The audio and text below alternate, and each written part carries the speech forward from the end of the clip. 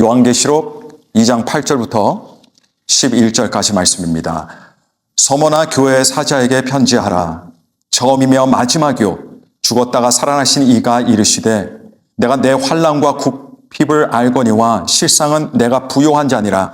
자칭 유대인이라 하는 자들의 비방도 알거니와 실상은 유대인이 아니요 사탄의 회당이라.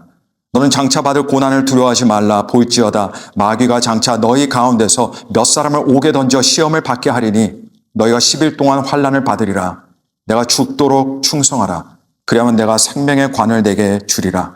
귀 있는 자는 성령이 교회들에게 하시는 말씀을 들을지어다. 이기는 자는 둘째 사망의 해를 받지 아니하리라. 아멘. 네, 오늘은 강한 교회 시리즈 두 번째 시간으로 우리 요한계시록에 나오는 7 교회들 중 두 번째 교회, 서머나 교회에 대해서 함께 살펴보면서 강한 교회의 비전과 강한 교회의 소망을 품는 그런 시간을 갖도록 하겠습니다. 여러분, 우리가 서머나 교회에 대해서 우리가 알기 전에 사실 서머나 도시에 대해서 우리가 먼저 어떤 기본적인 정보들을 가지고 있으면 우리가 본문을 이해하는데도 훨씬 용이하고요. 이 서머나 교회를 이해하는데도 큰 도움이 됩니다. 그래서 잠시 서머나 도시에 대해서 제가 잠시 설명해 드리도록 하겠습니다. 서머나 도시는 이 고대 세계에서 아시아의 꽃으로 불리던 곳이었습니다. 아시아의 보석, 바로 그것이 서머나였습니다. 그만큼 대단하고 위상이 높고 위엄이 있고 아름다운 도시로 평판이 아주 자자하던 바로 그런 곳이었습니다. 당시의 사람이라면요, 누구라도 한 번은 꼭 가보고 싶어하는 도시, 누구라도 한 번쯤은 꼭 살고 싶어하는 도시가 바로 이 서머나 도시였습니다. 오늘날 튀르키에 있죠. 튀르키에 3대 도시가 있습니다. 여러분 혹시 튀르키의 3대 도시 아시나요? 그거는 이스탄불, 그 두 번째는 앙카라입니다. 세 번째가 이즈미르라고 하는 도시입니다. 근데 이 세 번째 도시인 이즈미르라고 하는 곳이 고대 서머나의 유적지 위에 세워진 도시입니다. 이 서머나라는 고대 도시가 당시에 너무 잘 나가는 도시라고 말씀드렸는데 여러분 거기는 다 이유가 있죠. 이유가 있습니다. 그 이유는 첫 번째로 지정학적인 위치 때문에 그렇습니다. 한마디로 자리가 좋았다는 이야기예요. 이 서머나는 이 위치가 좋은 항구 도시였습니다. 내륙으로는 도로망이 여기저기 아주 시원하게 잘 뻥 뚫려 있습니다. 그래서 이 도로망을 통해서 교역이 많이 일어났습니다. 동방의 갖가지 좋은 상품들, 고가의 상품들이 이쪽으로 들어오게 되고요. 일로 들어온 상품들이 유럽으로 수출되게 됩니다. 굉장히 중요한 관문 역할을 하던 곳이 서머나였습니다. 여러분 우리가 사는 이 아틀란타가, 물론 아틀란타에 이사 오신 지 얼마 안 되시는 분들도 계시지만 여러분 미국 남동부의 최대 거점이자 국제적인 도시로 발돋움한 데는 여러분 거기는 다 이유가 있습니다. 그 이유도 바로 서머나와 같습니다. 그래서 이 아틀란타에서 남부의 농산물이 있죠. 그리고 북부의 공산물이 환적되는 곳이 바로 이 아틀란타예요. 동부의 에팔레치아 산맥이 쭉 뻗어져 있죠. 산맥을 넘으려면 너무 힘들어요. 그러나 아틀란타가 그 산맥의 끝자락에 있습니다. 여기서부터 평평해져요. 그러다 보니까 이 아틀란타가 교통의 요충지가 되게 됩니다. 서머나가 이런 교통의 요충지다 보니까 이로 인해서 도시가 날마다 커지는 겁니다. 유입 인물들이 많아지고 그리고 부가 이곳으로 모이게 됩니다. 그래서 부자 도시가 되게 되죠. 두 번째로 서머나라고 하면 유명한 곳이 있었습니다. 그거는 바로 향료인 몰약으로 아주 유명했습니다. 몰약은 여러분 고가의 상품입니다. 이 죽은 사람들에게는 장례 및 이 방부 처리하는 데 사용이 되었습니다. 살아있는 사람들에게는 상처가 났을 때 지혈을 시켜야 할 때 이 몰약을 사용했습니다. 그리고 또 감염 방지 효과도 아주 탁월한 의약품으로 이렇게 사용이 됐죠. 그리고 향기도 너무 좋아서 고대 귀족들의 필수 미용 아이템이 바로 이 몰약이었습니다. 여러분 서머나라는 영어 이름을 화면으로 보시면 이렇습니다. 그리고 몰약의 영어 단어 한번 보십시오. 자, 두 단어가 여러분 비슷하죠? 네, 비슷합니다. 근데 여러분 비슷한 것이 우연이 아니에요. 거기는 이유가 있습니다. 왜냐하면 서머나라는 도시 이름이 몰약이라고 하는 단어에서 유래되었기 때문입니다. 그리고 그 배경에는 서머나가 바로 몰약의 주 산지였기 때문입니다. 그래서 서머나는 이 몰약을 상품화해서요, 꾸준히 돈을 번, 그래서 갑부가 된 그런 도시입니다. 그래서 이런 요인들로 서머나는 참 살기 좋은 곳이 됐고 부유한 도시가 되었고 그리고 당대 굉장히 화려한 도시로 우뚝 설 수 있었습니다. 근데 여러분 역설적이게도 이 도시의 풍요가 서머나 교회 성도들에게는 축복이 되지 않았습니다. 오히려 끔찍한 어떤 장애물이 되었고요. 그리고 어떤 압박으로 작용했습니다. 당시 서머나의 경제권은 각종 상인 조합으로 이렇게 이루어져 있었어요. 그리고 장사를 하려면 이 조합에 반드시 가입이 되어 있어야 합니다. 그런 경제적 구조를 갖추고 있었습니다. 그런데 문제는 뭐냐면 이 조합에 가입하게 되면 서머나의 수호신들을 섬겨야 돼요. 그리고 황제에게 제사 드리는 축제에 반드시 거기에 참석해야 됩니다. 같이 숭배해야 돼요. 그런데 서머나 그리스도인들은 이걸 용납할 수가 없었습니다. 다른 건 다 양보할 수 있다 할지라도 이거는 양보할 수가 없었어요. 그래서 그들의 신앙 양심에 따라서 우상이나 황제 숭배를 철저하게 거부했습니다. 그런데 그 결과가 어떻게 되냐면 모든 조합에서 다 쫓겨나게 돼요. 퇴출당합니다. 그래서 그리스도인들은 합법적인 경제 활동에서 완전히 제외되고 그렇게 소외가 돼버린 겁니다. 그 결과 서머나 도시는 너무너무 부유했지만 근데 서머나 교회는 너무너무 가난하고 궁핍한 교회가 되어버리고 말았습니다. 여러분 오늘날 소위 번영신학이라는 것이 있죠. 그리스도를 믿는 신앙의 결과가 어떻게 되냐? 현세에서 물질적인 부를 얻게 되고 육체적 건강하게 되고 사회적인 성공을 약속해 주는 것이 번영신학입니다. 여러분 그러나 이건 분명히 잘못된 가르침이에요. 우리는 그걸 분별할 수 있어야 됩니다. 여러분 물론 부도 축복이고 건강도 축복이고 성공도 하나님의 축복입니다. 그런데 그것들이 축복의 목적이 될 수 없어요. 그것들이 우리 신앙생활의 목적이 될 수가 없습니다. 이것들이 만약에 목적이 되면요. 그거는 그 순간 그것들은 우리들의 우상들로 다 바뀌게 되어 있습니다. 그래서 번영신학은 겉모습은 기독교예요. 그러나 사실은 가짜 그리스도인들을 만들어냅니다. 그리고 교회 내에서 우상을 들여오는 그런 통로가 되어버리고 맙니다. 여러분 지금 우리 시대 대한민국입니다. 대한민국 개신교 숫자를 보니까 전체 국민의 20%라고 해요. 20%입니다. 1000만 명 내외예요. 미국의 경우는 개신교 비율이 45%라는 이런 통계가 있습니다. 그런데 적지 않은 사람들이 만일 부와 건강과 성공을 택하든지 아니면 예수님을 택하든지 그런 상황이 오게 되면 그러면 적지 않은 사람들이 신앙을 포기할 것이라고 많은 사람들이 전망하고 있습니다. 누군가 이런 말을 했습니다. 그리스도인들이 두 종류인데 하나는 예수님만 섬기는 그리스도인이 있고 다른 하나는 돈도 섬기고 예수님도 동시에 섬기는 그리스도인들이 있다. 이런 말을 했습니다. 근데 여러분 이런 현상은 지금 우리 시대의 현상만 있는 게 아니에요. 2000년 전에도 마찬가지였습니다. 그 이전에도 똑같았습니다. 항상 돈에는 힘이 있기 때문에 그렇습니다. 그래서 여러분 마태복음 6장 24절에 보시게 되면 우리 예수님의 산상수훈이 나오거든요. 예수님의 산상수훈 그 한 중앙에 한복판에 우리 주님께서는 이렇게 선포하신 것을 우리가 볼 수 있습니다. 거기 말씀 보니까 한 사람이 두 주인을 섬기지 못할 것이니 혹 이를 미워하고 저를 사랑하거나 혹 이를 중히 여기고 저를 경히 여김이라. 너희가 하나님과 재물을 겸하여 섬기지 못하느니라. 여러분 이때도 재물을 섬기고 하나님을 섬기는 사람들은 많았다 하는 그런 이야기입니다. 서머나 교회는 예수님의 이 가르침을 아주 심각하게 받아들였던 교회입니다.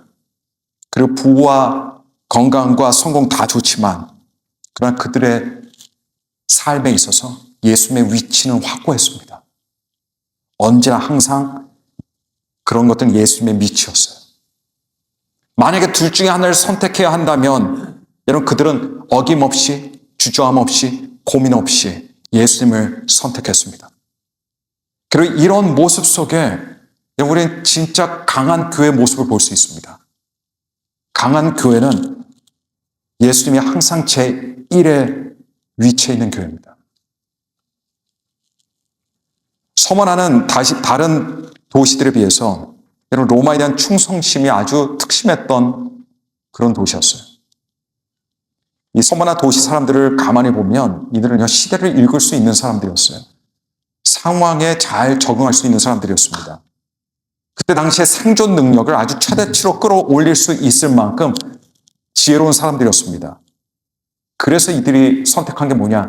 로마에 충성하자, 그거예요. 이들이 얼마나 로마에 충성했는지 이들의 별명이 있었습니다. 이들의 별명이 뭐냐? 로마의 신부. 그게 이들의 별명이었어요. 로마의 신부. 이 서머나 도시가 로마로부터 받는 특권과 부유함도 여러분 그들 뜨거운 황제 숭배에 대한 보상이었습니다. 그런데 서머나의 그리스도인들은 이 황제 숭배를 철저하게 거부한 거예요. 그래 그리스도인들이 서머나 사람들에게 어떻게 비춰집니까? 이건 단순히 다른 종교인들이 아닙니다. 그들은요 위험한 사람들로 그리스도인들을 간주했습니다. 그리고 사이비 종교인들로 취급하면서 그리고 핍박하고 박해를 했습니다. 근데 서머나 교회 사람들은요, 이 어려움이 이 주변에 있는 도시 사람들에게만 온 것이 아니에요.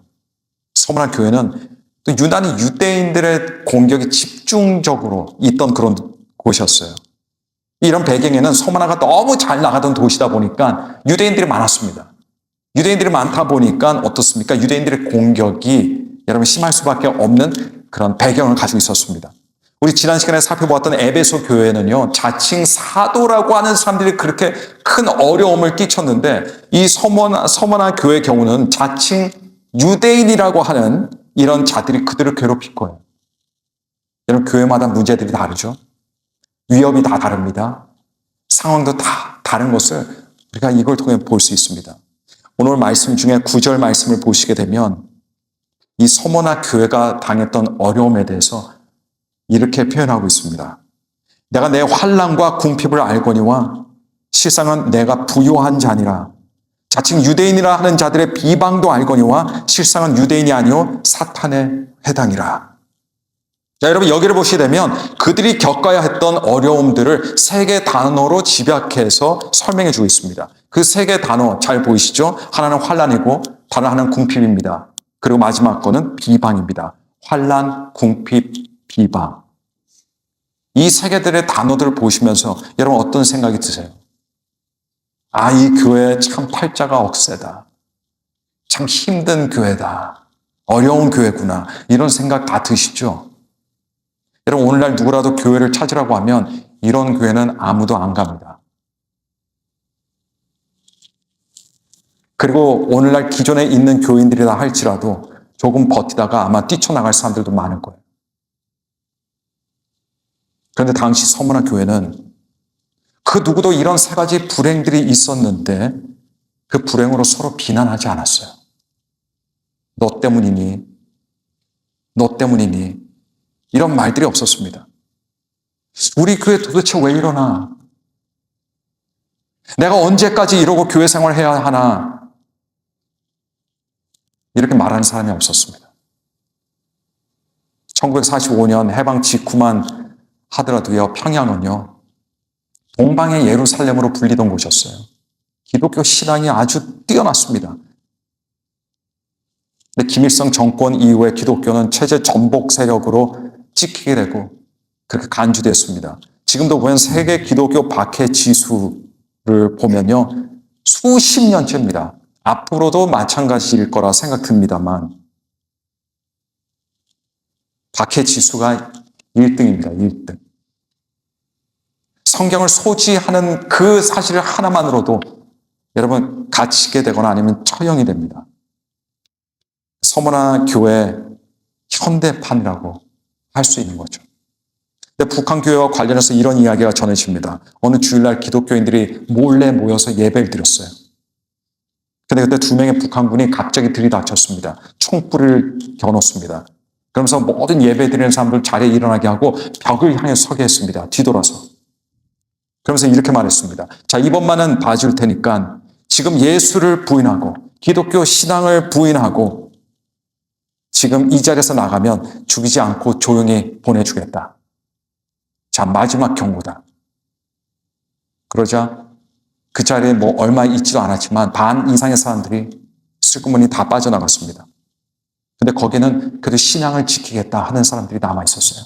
여전히 벽을 향해서 보면서 그렇게 서 있었습니다. 그러면서 생각했죠. 이제 나는 죽는구나. 이제 나는 천국 가는구나. 근데 갑자기 북한군 2명이 총을 내려고는 아주 촉촉히 젖은 눈과 부드러운 목소리로 그 자리에 남아있던 사람들에게 이렇게 말했습니다. 안심하십시오. 우리도 사실은 기독교인들입니다. 우리도 함께 신앙생활하고 예배를 드릴 사람들을 찾고 있었습니다. 근데 우리는 어떤 상황에서도 배신하지 않는 진짜 신앙을 가지고 있는 사람들의 모임이 필요했습니다. 근데 그 사람들이 바로 여러분들입니다. 저희도 이 교회 교인들이 되게 해주십시오. 여러분, 편안할 때는 참된 신앙과 가짜 신앙 구별되지 않습니다. 달라 보이지 않아요. 그러나 어려울 때, 힘들 때, 없을 때, 고난 중에, 위협과 위험의 상황에서 그때 신앙은 구별되게 되어 있습니다. 여러분, 이 땅의 마지막 말세 때 우리 주님께서 뭐라고 말씀하셨냐면 이 땅에 적그리스도가 출현할 것이다 라고 이렇게 말씀하셨습니다. 배교가 일어날 것이다. 사람들이 교회를 떠난다는 이야기예요. 진리가 외면당하고 민족이 민족을 치고 나라가 나라를 대적하여 일어나고 전쟁이 일어나고 기근과 지진이 일어나고 사람들은 지극히 자기 중심적이고 자기들만 아는 이기적인 사람들이 될 것이고 경건의 모양만 있는 시대가 될 것이라고 우리 주님께서는 이렇게 말씀하셨습니다. 근데 여러분, 왜 마지막 때에 우리 주님께서 이런 일들이 일어나도록 하실까 가만히 생각해 보면요. 물론 다른 이유들도 있겠지만 그 중요한 이유들 중에 하나는 저는 이렇게 생각합니다. 그것은 진짜 신앙과 가짜 신앙을 드러내게 하시기 위함일 거라고 저는 생각합니다. 왜냐하면 그런 때는 반드시 진짜 신앙과 가짜 신앙이 나뉘어지게 되어 있기 때문입니다. 여러분, 강한 교회는 끝까지 예수님과 함께하는 교회입니다. 끝까지 예수님을 붙잡는 교회입니다. 그리고 이 교회가 바로 서머나 교회였습니다. 사실 서머나 교회는 편지들이 보내진 모든 7개 교회들 있잖아요. 그 교회들 중에서 우리 인간의 눈으로 볼 때는, 인간적으로 볼 때는 가장 가난한 교회였습니다. 가장 작은 교회였습니다. 가장 별 볼 일 없던 교회였습니다. 뭐 쳐다볼 게 없던 교회였습니다. 근데 여러분, 이 서머나 교회에 보내진 우리 주님의 편지의 내용을 보시게 되면 여러분, 여기 우리가 꼭 주목해야 할 것이 있습니다. 그건 뭐냐면 우리 주님께서는 이 작고 가난하고 보잘것없고 어려움을 많이 겪고 있던 이 교회에게 우리 주님께서는 칭찬만 하셨지 책망은 하나도 없었다는 이야기입니다. 여러분, 요한계시록의 7교회들에 보내진 편지들의 내용들 분량만을 볼 때요, 서머나 교회에게 보내진 분량이 가장 작습니다. 이거는 편지라기보다는 전보에 가깝습니다. 그만큼 짧아요. 근데 왜 그럴까요? 왜 짧을 수밖에 없을까요? 주님께서 관심이 없으시기 때문에 아니에요. 왜냐하면 책망할 것이 없기 때문입니다. 다른 교회들은 책망할 것이 있다 보니까 길어진 겁니다. 여러분, 우리가 뭐 하나 잘하는 것도 좋지만 더 좋은 건 뭐냐? 잘하는 것이 없다 해도 책망받을 것이 없는 교회가 되는 것이 더 중요합니다.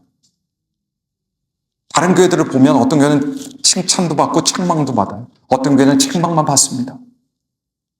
그래서 저는 가장 바람직한 교회, 그게 바로 서머나 교회라고 생각해요. 책망받을 게 없었기 때문입니다. 특별히 뛰어난 거 없었어도, 특별히 내세울 게 없었다 할지라도, 연약하고 궁핍하고 가난하다 할지라도 책망받을 게 없던 교회가 서머나 교회였고, 서머나 교회가 바로 강한 교회의 일면을 우리들에게 보여주고 있는 겁니다. 사람들이 눈을 흘기며 불쌍하게 아래로 내려다볼 만한 이런 궁핍하고 작은 교회가 칭찬만 있고 책망의 내용이 없던 것은 그럼 결국 그들이 바로 강한 교회였기 때문이에요. 이런 강한 교회가 마지막까지 주님을 붙잡는 교회가 됩니다. 마지막까지 예수님의 복음을 붙잡는 교회가 될 수 있는 겁니다.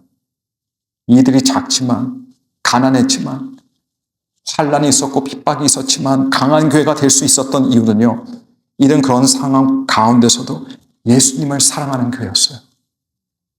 주님만 따르는 교회였습니다. 환란 속에서도 교회의 존재 목적에 집중했기 때문이었고요. 비방 속에서도 교회 사명에 충실했기 때문입니다. 그리고 예수님께서는 이들을 보시면서 이렇게 말씀하셨습니다. 9절 전반부입니다. 내가 내 환난과 궁핍을 알거니와 실상은 내가 부요한 자니라. 서머나 교회는 가난하고 궁핍한 교회였지만 그러나 실제로 주님의 눈에는요, 부유한 교회였습니다. 실제 모습은 우리 현재 모습과는 늘 같지가 않아요. 이런 물질적으로 부유해도 그러나 주님 보시기에 누추하고 빈궁한 영혼을 가질 수 있습니다. 반면에 물질적으로 부유하지 못하고 가난해도 그러나 주님 보시기에는 너무너무 부자인, 너무너무 부유한 사람들이 있어요. 교회도 마찬가지입니다. 물질적으로 부유하지만 그런데 주님의 눈에 사실 빈궁한 교회들이 있고요. 물질적으로는 가지고 있는 것이 없지만은 그러나 우리 주님의 눈에 부유한 교회가 있습니다. 이 부유한 교회의 예가 바로 서머나 교회였다면 반면에 너무너무 부유했지만 그러나 주님의 눈에 보기에는 이거 완전히 벌거벗었고 너무너무 가난하고 궁핍했던 교회가 우리가 마지막 7번째 살펴볼 라오디게아 교회입니다.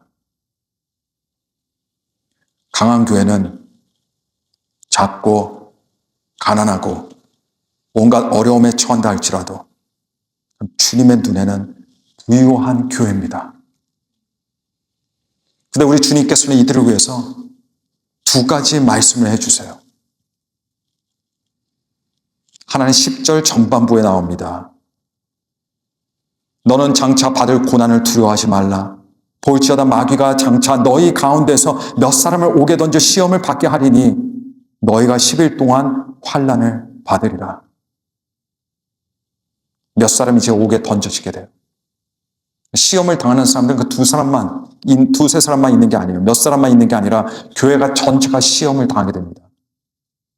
한 사람의 고난이 모두의 고난이 되게 돼요. 그래서 환난을 받게 된다. 이렇게 말씀하십니다. 여러분, 이 서머나 교회가 벌써부터 많은 어려움들을 겪었죠. 그런데 앞으로도 또 어려울 것이다. 주님께서 이렇게 말씀하십니다. 왜냐하면 마귀의 역사가 더욱더 강력해지게 될 거기 때문입니다.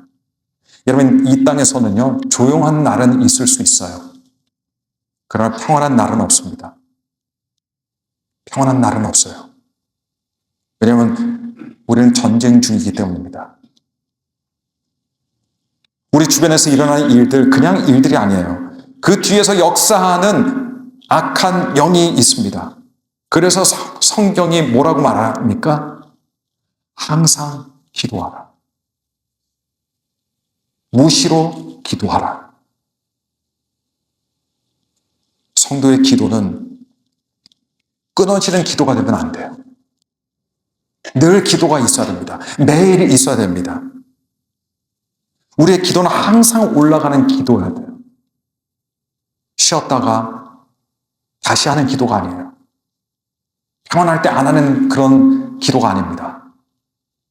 고난이 있을 때만 기도하는 그런 기도가 아니에요.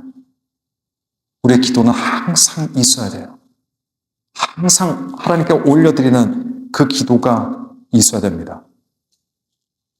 여러분, 기도를 쉬는 것은 세상 일로 바쁘니까 하나님과 관계를 쉬겠다고 하는 거예요. 아무리 세상에 바빠도 우리 기도는 쉬면 안 됩니다. 그래서 어떤 책 제목이 이렇죠. 너무너무 바빠서 기도합니다. 그런 책 제목도 있습니다. 이 말세 때 여러분, 기도를 통하지 않고는 굳건해질 수 있는 교회는 없습니다. 우리 예수님께서는 서머나 교회 교인들에게 마지막에 이 한마디를 더해 주셨어요. 10절 하반부입니다. 거기 말씀 보니까 내가 죽도록 충성하라. 그리하면 내가 생명의 관을 내게 주리라. 모양만, 흉내만 내는 충성이 아닙니다. 어쩌다가 한 번 하는 충성이 아니에요. 우리 주님께서 뭐라고 말씀하셨습니까? 죽도록 충성하라. 지금도 이제 죽을 지경인 서만화 교회예요. 아, 힘들었지. 이제 쉬어라. 그게 아니라 죽도록 충성하라. 주님 오시는 그날까지 충성하는 것이 강한 교회입니다. 강한 성도입니다. 교부들 중에 폴리캅이라는 사람이 있었습니다. 이 폴리캅이 여러분 들어보셨죠? 폴리캅. 이 폴리캅이 사실은 서만화 교인이었어요. 나중에 서만화 교회 목회자가 됐습니다.